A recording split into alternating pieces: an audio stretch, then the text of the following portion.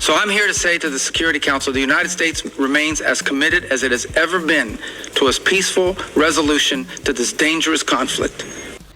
Ndi hano nkomeza nshimangira yuko Leta Zunze Ubumwe za Amerika iri kandi iharanira ko iki kibazo kiri hagati y'Uburusiya na Ukraine cyarangira mu mahoro uko bishoboka. There will come a moment in which we will have to conclude that perhaps there is no interest in a peaceful resolution. Ati ariko dukeka ko byaba nta bushake buhari bwo kugira ngo iki kibazo kirangire mu mahoro yaba Ukraine cyangwa Uburusiya bafite. And then the president has before him real options which he intends to pursue as he has made clear today in some of the messages. Icyo gihe nikigera rero Leta Zunze Ubumwe za Amerika zikabona ko nta bushake buri hagati y'Uburusiya ndetse na Ukraine bwo kurangiza intambara, Perezida azafata umwanzuro nk'uko yabitangaje mu butumwa aheruka gutangaza. I strongly urge the Security Council, the member states here, and those who are not part of this as well, to do everything in their power, and including the Russian Federation, to do everything within their power, and the Ukrainian side for that matter as well, but all sides. Niyo mpamvu nsaba akanama k'umutekano ndetse n'abo bireba bose gushyiramo imbaraga kugira ngo kino kibazo kirangire nirengagije uruhande rwa Ukraine ndetse n'Uburusiya.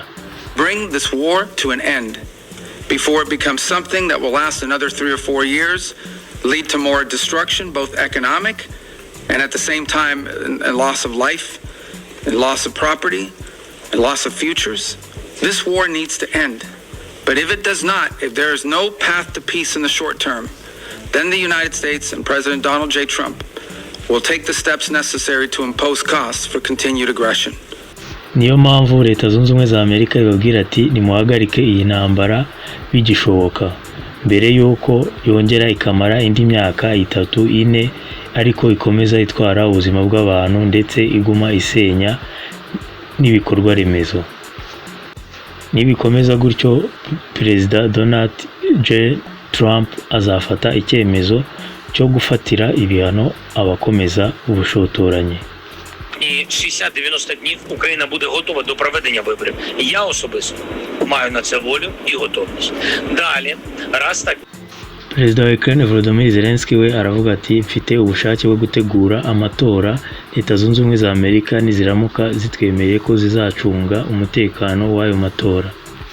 Депутати нашої фракції, в принципі, наші парламентарі підготували законодавчі пропозиції щодо можливості зміни законодавчих.